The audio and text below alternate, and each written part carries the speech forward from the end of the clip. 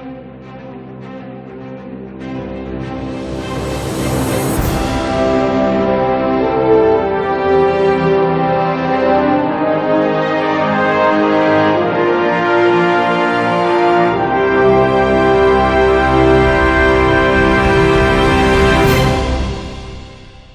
everyone, and welcome to the 7th episode of Let's Schmooze.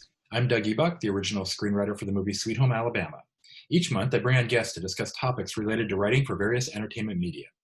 Today, we're discussing Christmas movies. My guests are Valerie Alexander, co-writer of Memories of Christmas on Hallmark Channel, which has made the top 25 list for best Hallmark Christmas movies from such places as Good Housekeeping and Glamour. And it was the first Hallmark Christmas movie with black leads.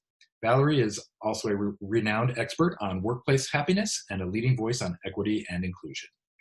My other guest is Amanda Raymond, co-writer and director of You Are My Home on Netflix. She also wrote the novel Son of Sherlock and is in post on the television show Potwins. Welcome. Thank you. Thank you very much. Here. All right, and let's, so I'm going to first ask you to tell us, so we're going to talk about the Christmas movies, obviously. Christmas movies is the topic, so we'll start with that anyway. So I'll ask each of you to just kind of give me the log line or the quick pitch on the movie, and then tell me how you got involved in the project, whether it was an original idea or you were brought on. Let's start with Valerie for that.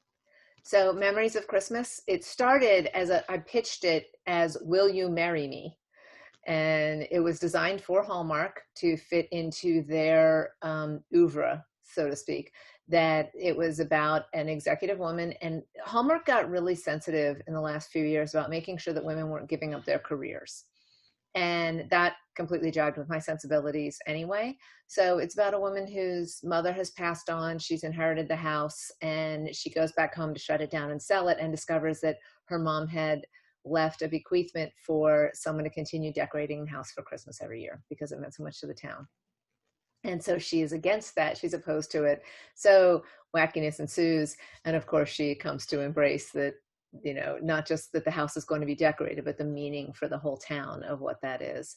And then she, of course, has wrong guy back in the big city, but there is the right guy who is the guy who was hired to decorate the house, and they hit it off. And in the end, well, no spoilers, but long story short, she does not give up her career to be part of this. So how it came about is the very first executive who ever hired me to write a script, Matt Bierman hired me for a Joel Schumacher project back like the start of my career. He was producing movies for Hallmark Channel. So he called me and he said, here's what I'm doing. Do you have anything you can bring in? And so what I did is I watched every single Hallmark movie that was on that year. And I figured out what the structure was and what the messaging was and what they like. And I came up with 8 pitches. I took those to Matt. He chose 4 for us to take into Randy Pope at Hallmark. We took 4 of them in. 3 of them got put in the pitch grid at Hallmark. And that was in February of that year. It was actually on Valentine's Day. And then in July, they gave me a call and said, all right, we're moving forward with Will You Marry Me? That started the process of writing the treatment, getting approval for that. That took back and forth about 2.5 months. And then they ordered me the script. I got the opportunity to write the script, which is not always the case. And so I wrote the script and the movie got made. Great. All right, and Amanda, so yours was a little different process. Why don't you tell us, first of all, what this movie's about and then how it came to be? Sure. So You Are My Home is a story about a 11-year-old girl who is separated from her mother by ICE because her mother was an illegal. And she's then put into a foster care situation with a woman who had lost her family very tragically about 5 years prior. And they have completely different lives and backgrounds. And it kind of becomes like a Kramer versus Kramer baby boom situation where the two of them are just butting heads and just trying to survive while they're waiting to find her mom and have her mom come back. But in the process of it, the two of them develop a very close friendship and a love for each other. And then it's, gosh, this kid has now opened me up again. And what am I going to do when she leaves me? And that's kind of the story. And how it got started was the producers came to me. They needed a page 1 rewrite on the script. And I had just directed a short film called From Emily. It was a thriller that was in festivals and such. And based on the short, they hired me to direct the movie and do the rewrite on the script. And that's how it happened. So, and we shot it in Texas. We shot it in McAllen and Harlingen, Texas, right along the border. So, because we had actually shot a whole scene with the Rio Grande that ended up not making in the final cut of the film. But it was very important to us to show the plight of immigrants and immigration right now, but still keeping it wrapped in a family, holiday message. And not really kind of taking a side one way or the other, but just kind of showing what one family struggle has been, and just as fact. Good. Yeah. So, and that kind of leads me to my first question about Christmas movies, which is that there are a lot of them. As Valerie alluded to, we know that Hallmark is practically a factory of Christmas movies. So, how do you find a way to come up with a new angle on Christmas, given that there's all those? So maybe Amanda, you want to answer that, and then we'll go to Valerie for the Hallmark answer. Well, for me, it was interesting because we did shoot it in Texas. And so also because I was dealing with trying to authentically replicate the Mexican culture and how they kind of celebrate and some differences in that. So, we did a lot of research, and obviously I spoke to a lot of local people like, well, what's your Christmas like? It's a mixture of Tex-Mex, as they kind of call it. So that I found really, really interesting in terms of like the decorating and different traditions and certain songs. And, like Donde Está Santa Claus is a song that we use. It's very, very big. And, you hear it on the radio, but it's also very big in Mexican culture, and Mexican children, are very familiar with that song, even more so than, like Silent Night or Silver Bells or what have you. Cool. And then, so Valerie, you were working in, Hallmark has sort of a not just your Christmas movie. You don't want to say formula. I get it. Nobody wants to say formula. No, but not, like they also have there's some boundaries, right? Of like things they'll do and things they won't do, like every network. So I imagine it gets even harder in that scenario, especially when they're making so many movies. It's a very, very narrow target with Hallmark. I will say that. It's so funny. I can't tell you how many people I meet around the world, and then when I say I write Hallmark movies, like first off, they're excited, which is great. I love that. But then they also say, I could write one of those. And Doug, you know this, and I'm sure Amanda, you know this, how many screenwriters are like, yeah, well, I in my spare time, I could write a Hallmark movie. I could toss off a Hallmark movie. I'm going to share with you, I've been working screenwriters for a long time now. This is the hardest writing project I ever had, because they know their audience. Mm-hmm. They know what their audience wants. And they don't want it to be the exact same as everything they've ever shown, but they definitely, you have to put more Christmas in there than you ever imagined. Every scene has to, can you put more Christmas in? Put more Christmas in. And that's a really good thing, to know. You just have to make sure the core is, it starts with story, and story is conflict. I mean, that's what good writers know. So what you have to do is you have to look at, well, what can a story about Christmas be that has enough conflict to make it interesting and different, but that also is uplifting, heartwarming, doesn't have, there's no bad guys in Christmas movies. I was actually shocked that, they bring later writers on, they have their closing writers. They brought a closing writer on. The guy who's the wrong guy in mine, I was very careful to make sure that he wasn't right for Noel, our main character's named Noel. He wasn't right for Noel, but he wasn't a bad guy. And they kind of went more bad guy with him than I would have even preferred. But the thing you have to do is make sure that there's something that's at the core of it human, that it's just that this is, people want love, people want connection, people want family, people want history, people are attracted to nostalgia, and that then there's conflict that makes sense and that's real. It's interesting. That was one of the discussions we actually had on Sweet Home Alabama a lot, was about neither guy is the bad guy. But, we didn't want to do that movie, which is that's a viable model as well. But, it's about who the character is and who's right for the character. So, did you find any other particular challenges for either of you in writing a Christmas movie? Is there anything that someone who's saying, I'm going to write a Christmas movie, should be aware of? I'm going to say this one thing. Christmas is happy. And I love hearing the story of Amanda's movie, and which I haven't seen yet. I can't wait. I'm gonna watch that because it sounds beautiful and wonderful. But she managed to tell a really important story, it sounds like, but in a way that is still inspiring and uplifting. Like I am never gonna write the Christmas horror movie. There are of those, but yeah.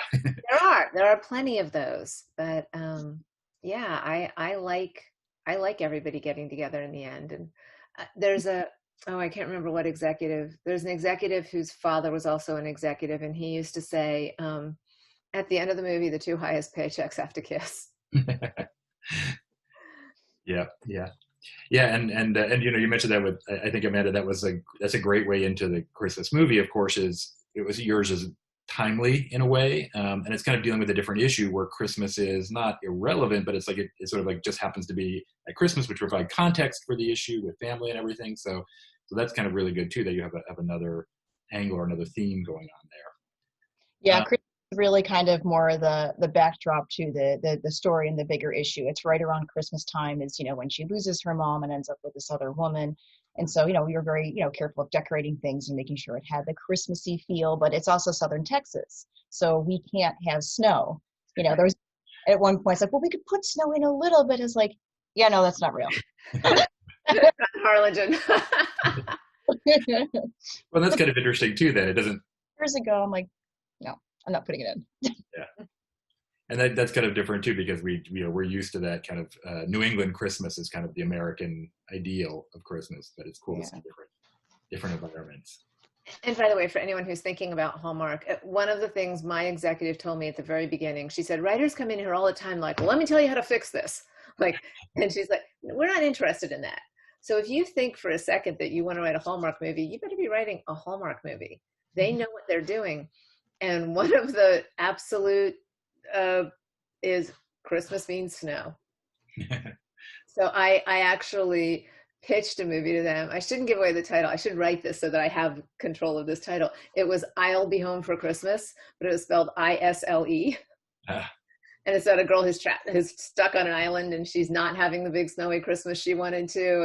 And as soon as I don't think I got the first sentence out, they're like, nope, we're not doing Christmas on a tropical island. So, okay. Yeah, but it's funny because you say that, and we always hear that from the TV series writers of like, if you're trying to get staffed on a show, don't go in and tell them that their show is broken and you can fix it, right? Like, it's their show. Right. And in a way, like, I guess the Hallmark Christmas movie thing is almost like a TV show, right? Like, they do like a new movie. Was it a new movie a day for 20 days? The year mine was up, they had 37 premieres. I think they're up to 42, I think. If you're doing 42 Christmas movies a year, you better be able to write one that not only meets their requirements, but isn't exactly 100% like we had a sort of complex business deal in mind, and people really responded to that a lot. So, yeah. The other thing correct me if I'm wrong on this, but I believe I'm right, that this is the first time either of you have had a produced narrative feature. So I know you've done like shorts and documentaries and maybe written stuff, but this is the first time, right? So the Christmas movies, were the first of those. So, I'm curious about that and like maybe what you learned from the experiences. And let's ask Valerie first, because Amanda, you directed yours, so you might have a little more to say, but I'll ask Valerie, did you learn anything from seeing your work produced? Oh, I did. The biggest one, and this is really important, is know what the notes mean. Like I had a consigliere on all of this because I am very good friends with Karen Berger, who has written 30 Hallmark Christmas movies. And so every time something came up, I could call her and say, what does this mean? And I will share one little story. I hope this doesn't blow back, but I kept getting the same note. We need Noel to understand that that Christmas isn't about the decorations or the presents. It's about the people. So I kept writing scene after scene after scene where that was really clear that like, she is getting it. This is not about the decorations. It's about the people. And then again, they brought their closer in who wrote it after me. And I'm watching my final movie and there's a moment where Noelle walks onto a stage and picks up a microphone and says, and that's when I realized Christmas isn't about the decorations, it's about the people. And I was like, oh, that's how you respond to that note. you literally have it be spoken out loud by a character, and that way the executive knows that you got the note. And by the way, that's not going to be true for everyone. That's not every producer, not every executive wants that as an outcome. But I have now learned that's what they want as the outcome. And so that's it. It's really important when, look, the person who writes the check, they're counting on you to have artistic integrity and to interpret what they're asking for in a way that makes the project better. But at the end of the day, they get their way. And that's something that I didn't fully appreciate as a writer until I got in, until the project got past just the sale. And I've gotten as far as like sale and casting and pre-production, but no, once something goes to have, you know, names on a screen, you have to respond a different way. Yeah, and because it is a thing where they can bring in a writer to do what they want if you won't do it. That's right. By the way, it's not that I wouldn't do it. I thought I was doing it. Right. Sure. Yeah.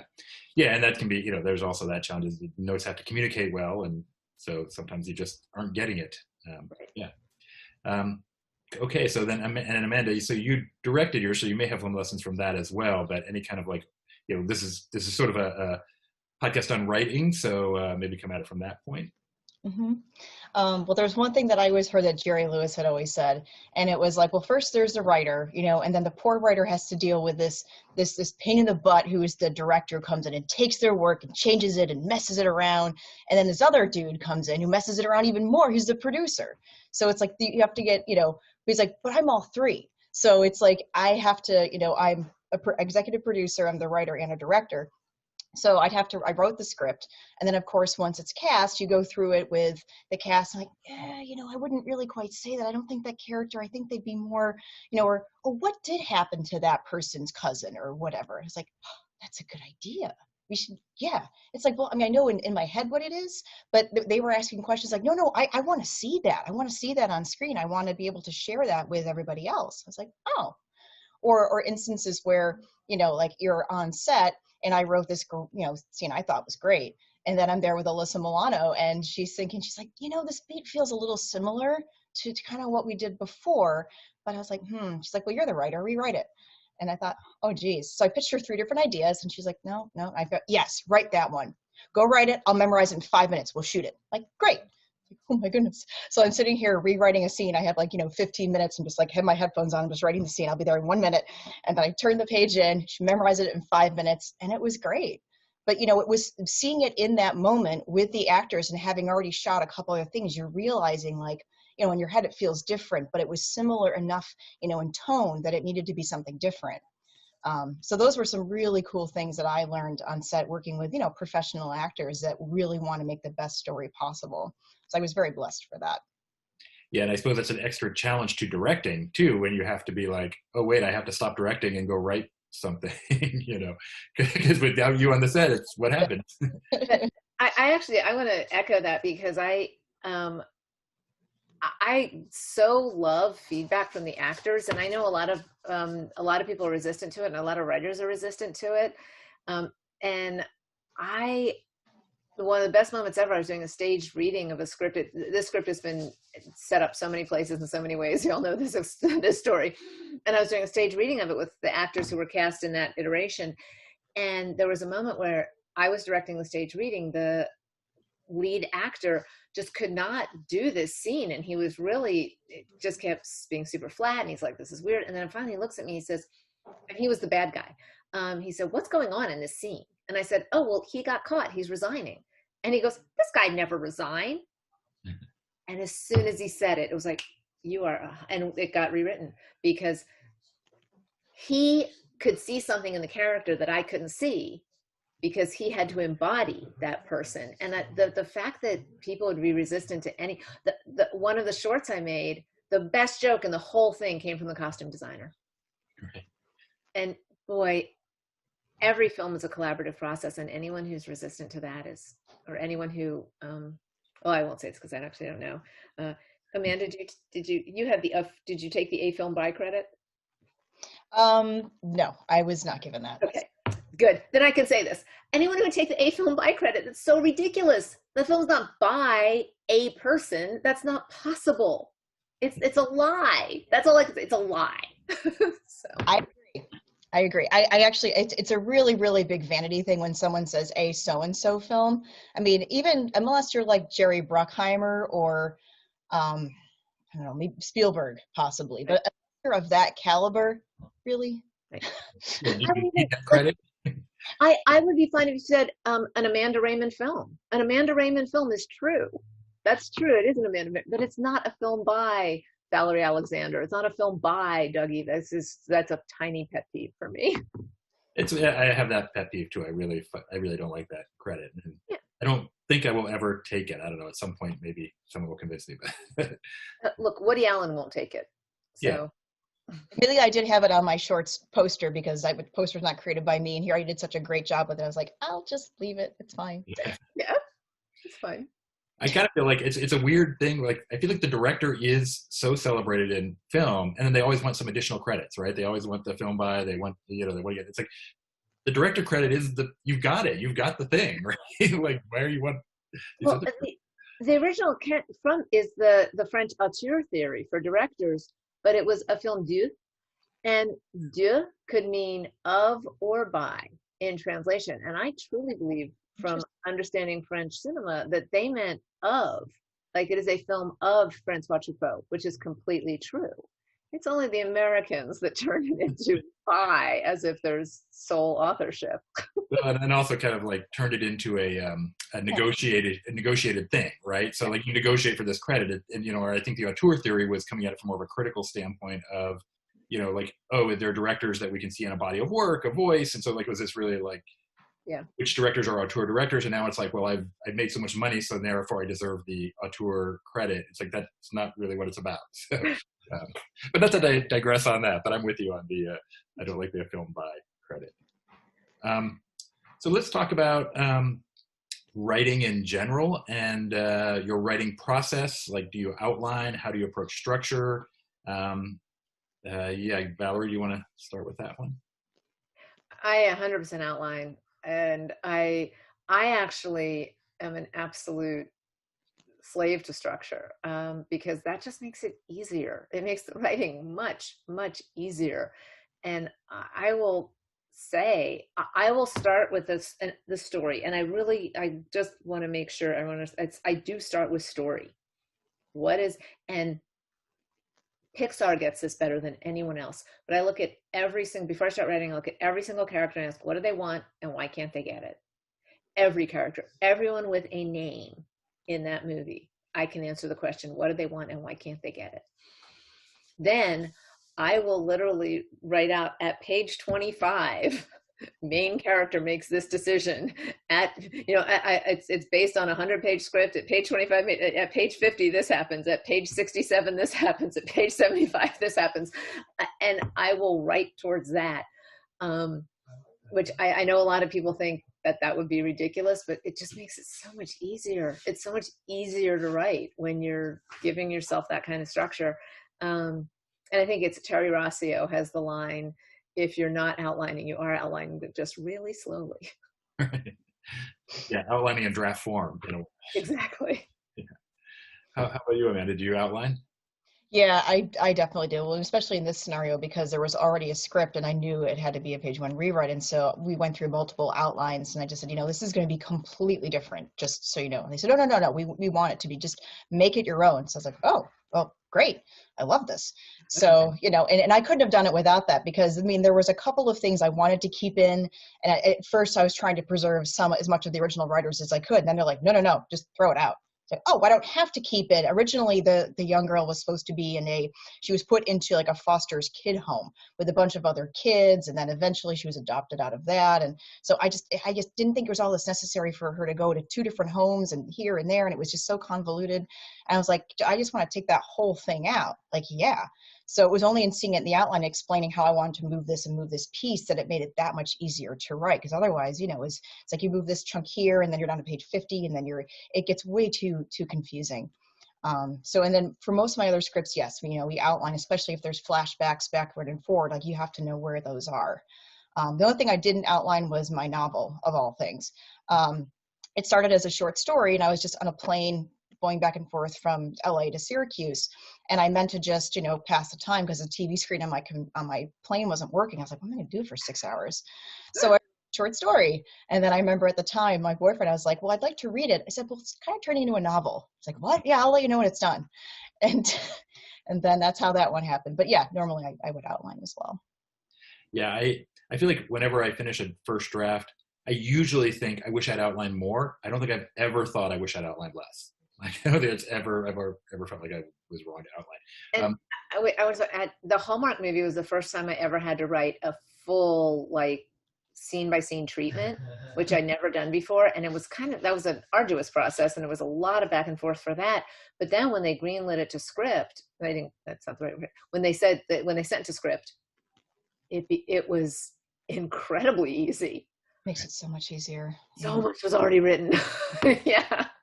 But I just kind of feel like the whole writer's block thing, maybe in a way, it's like if you know where you're going, then you don't get stuck, right? Like you may have a hard time figuring out how the scene works, but there's a confidence level in knowing what's going to come next. So, and Amanda, so you bring up a good point about we're dealing with an existing screenplay. And I think rewriting is something probably when people are learning, however you want to say you learn to be a screenwriter, it's always original material, but so much of the work is rewriting. So any insights on rewriting or that process? Yeah, well, I mean, again, writing the outline really was helpful because I really I had to just kind of completely start over. And then it was funny, even Sir, I probably shouldn't say that because I don't want to bash on the original writer. But because we all are very precious with what we write and proud of what we write. So I will just say that the outlining was the best, I think, in terms of trying to get a new story across and tell it in a way without kind of maybe stepping on the original writer's toes too much. It's just starting from scratch. Okay, cool. And so now, speaking of learning to write, I'm curious. I know both of you a little bit, but I don't really know your background. So, Amanda, how did you learn to do this? Trial and error? Did you go to film school? What's your background there? I started writing poetry actually years and years ago. So I used to enter a lot of poetry contests, short story contests. I'd written a short story that ended up in Disney Adventures magazine years and years ago when I was a teenager.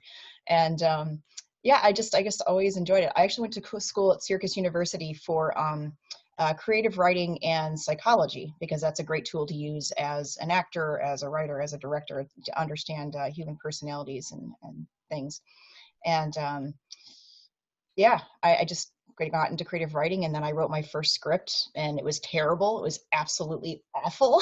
I think we all looked back. I was like, oh my gosh, I'm so embarrassed. I sent this to anybody. And then I wrote my book, and then I got into writing screenplays, and I had some really, really wonderful mentors that would read everything I sent them, and they're very constructive criticism. And again, I applaud them for getting through what I sent them back in the day. But that made a huge difference, is having really, really good mentors who are willing to work with you and slog through the bad violin planing, if you will. Cool. And actually, I want to ask Valerie the same question, but before I do it, can I ask, Amanda, you mentioned that they found you, the producers of this movie, or the financiers, I guess it would be, of this movie, found you via a short film. How exactly did that, was it like at a festival or something, or how did they? Well, one of the producers was a friend of mine I had known, and he was aware of my short film, had actually been there as a kind of a consultant on it as well. And he saw how I was on set with my crew, and then he saw the finished product, and he's like, wow, you did an amazing job with this. It was actually up for Academy consideration for the 2020 Oscars. And now it's playing on the Shorts TV channel where they do all the Academy ones that didn't make the short list, but at least got in for consideration. And because of that short, which is now actually optioned to be a feature, which I'm excited about. But that was what got me the job. So were you doing a short film just as kind of like a showcase piece? Was it a typical short film where you just decided to make a short film and kind of put your team together, or how did that come about? Well, it was always kind of meant to be a proof of concept for a feature, and it was a story that it was very important to me, and it was kind of an amalgamation of different stories that different women had told me of their experiences with the subject matter, and I really just wanted to tell it. But I also knew that when you go to a festival, and I've heard enough times that when you go there and they say, "Oh, so what's next for you?" and you're like, "I don't know." You need to have something. So I wanted to make sure the feature script was done by the time the short was done. So while I was in posting that, I was also working on the feature script. Okay, cool. So Valerie, My lighting went out. So how did you learn screenwriting or get into the movie? Well, yeah, I was a corporate securities lawyer in the Silicon Valley. I was taking companies public back in the early days of the internet, and I went that like law, investment banking, venture capital as an internet executive, and then my mom got sick, so I went back to Indiana for a year and took care of her, which is great. She's still with us. That was 20 years ago. And so at the end of that year, in my absence, the Silicon Valley fell apart because after I left, the bubble burst and the whole thing collapsed. So I had cashed out before I left, so I was in good enough shape that I could go do not whatever I wanted, but I could do something else to earn a living. So I thought, I want to go write movies. So I moved to LA. I didn't know anybody. And I rented a place in West Hollywood and I started writing scripts. And Amanda, you stole my line. Like they were terrible. And by the grace of God, my next door neighbor was an assistant at DreamWorks. And he took my scripts into DreamWorks and got coverage. Now, here's the downside of that for anybody starting out as a screenwriter: don't get coverage with your real name on it. That stays in databases. But I got that unbelievably rare experience of getting to read actual studio coverage of my scripts. Because then he'd get coverage and then he'd bring me the coverage. And they were so bad, they made the readers angry. And so after the third time, I was all right, you know what, maybe I need to learn how to do this. So I took Introduction to Screenwriting at UCLA, a teacher named Ron Supa, who is sadly no longer with us, but it was fantastic. I took the class that met twice a week because instead of once a week for 12 weeks, I took the only class that met twice a week for 6 weeks because I didn't have time. I didn't have 12 weeks to wait. And then I wrote a script in the course of that class, and that one wasn't terrible. And so a career came about after that. That's cool. You're right. I feel like there should be a way besides just having a neighbor that you can get professional coverage of your work. Because I had a friend that was temping somewhere and he's like, "Hey, I've seen the coverage for your scripts. Do you want me to make copies for you?" Like totally like violating whatever kind of like legal thing. But I was like, yes, I want to see it. And it was actually pretty bad, and including the script that got me my agent. So like, you know, after I had gotten the agent with it. So, but it was educational too, right? Like you see, oh, this is all the stuff they're picking apart. I need to solve these problems, right? Because that's the difference between a script that gets you an agent versus a script that gets you work. And, you know, it's hard to learn that sometimes. Yeah. Well, it's great that the Blacklist actually offers that. I mean, you can pay a fee to get script coverage done on the Blacklist site, which, you know, they're professional and they do a good job from what I've seen of other people. Yeah, that's good to know because I'm aware of the Blacklist, but I've never seen the coverage or anything. So I wasn't really sure how it worked. So, okay. So recommendation of the day, Blacklist. Also, there are really good trusted sort of script doctor people in town, and you can find one of them. But I will say, and I imagine both of you had the same experience. My first sale was I got hired. It wasn't a sale. I got hired to write a movie for Joel Schumacher. And it was an adaptation of a novel. And after that, I couldn't get honest feedback from my friends. Like, I don't like, suddenly everybody who would have told me something was crap before I was now, you have to sort of, when you start out, you have to move up in circles to people who aren't like agog that you're right, you know, you just got paid to write a script, wow. And so like there were parts of that script that sucked and I didn't have anybody tell me that. And I really wish they had. And so that's a hard thing to find when you're in that in-between stage in your starting career. Yeah, I had a writer's group that grew out of my film school class. It was basically a group of us that stayed in town for the summer, where most people went away, and like 6 of us were staying in town. So we said, well, let's just make a writers group and start writing. It lasted for 10 years, and half the writers group ended up being professional screenwriters, which I think is a pretty high ratio for any writers group of film students. So so it's good, but then and then it kind of died just because they do eventually, and it's been really hard to replicate that experience since.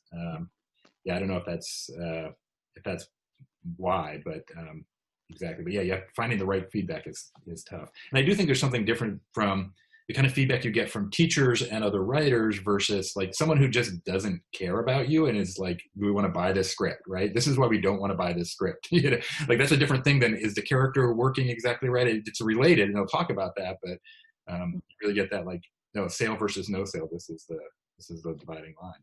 Yeah. I will say also in terms of bad scripts, mine were pretty bad too. And I did an internship at Zoetrope, Francis Ford Coppola's company. And now I just think like, I showed them one of my scripts back then. It was so bad. Like, what did I do?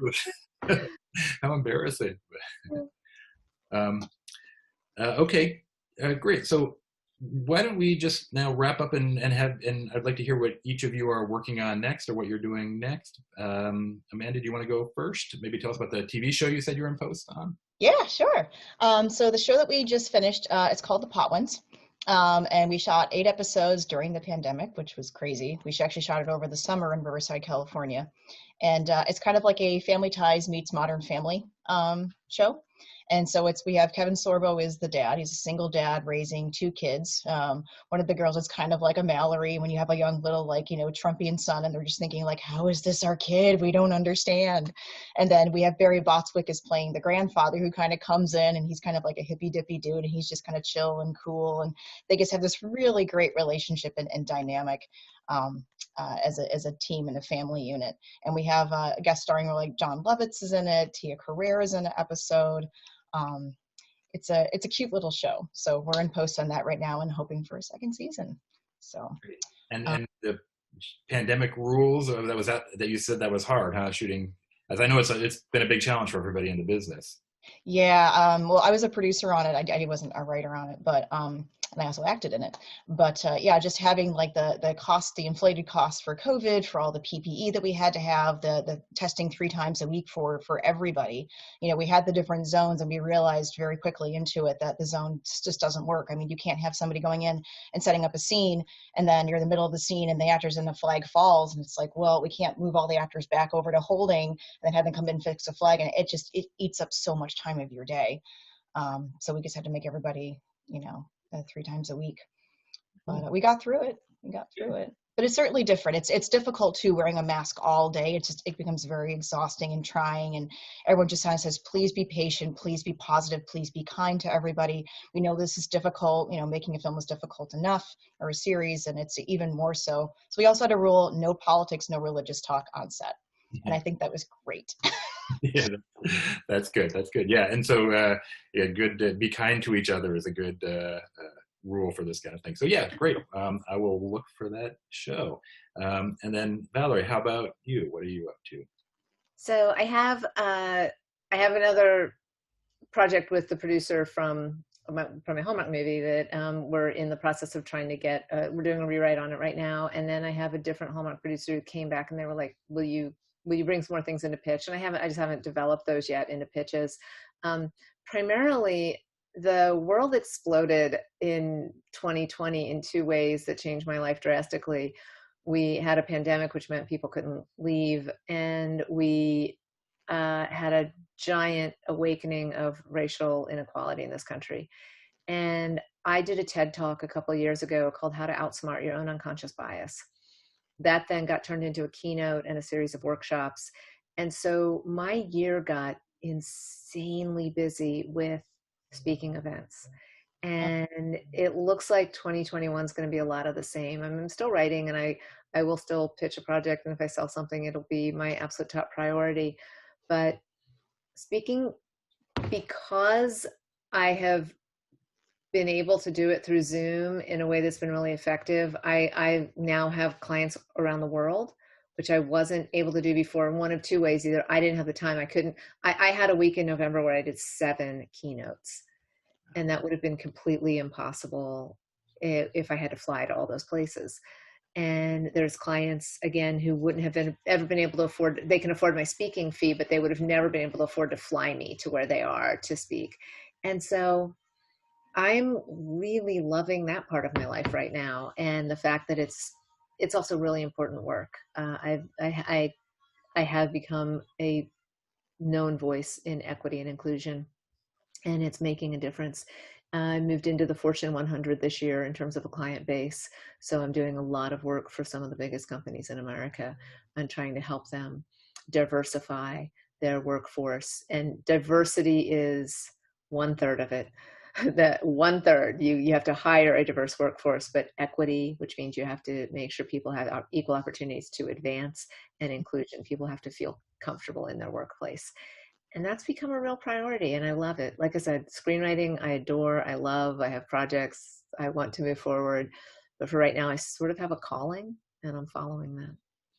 And certainly that issue is big in Hollywood. And as I mentioned, the last Let's Schmooze we did was, we talked about, we had Lisa Kors from the PGA Diversity Committee and Marilyn Thomas from the Writers Guild Native American and Indigenous Writers Committee talk about this stuff. So it has to make a big impact, and it's something everybody has to deal with. So, you're doing great work for this. So, well, thank you guys for coming on. It was great. And everybody go watch the Christmas movies and feel good. Doug, thank you so much. This was just an absolute pleasure. This is a wonderful time. Lovely to meet you too, Valerie. Yes, and I can't wait to watch your movie. I'm very excited. Thank you, and likewise. I hope you enjoyed this episode of Let's Schmooze. If you're a fan of Sweet Home Alabama, you might like to know that we've recently released the second Felony Melanie prequel novel, Felony Melanie and the Big Smash Up, which tells the story of the time a teenage Melanie entered the town demolition derby. See you next month with more schmoozing about writing.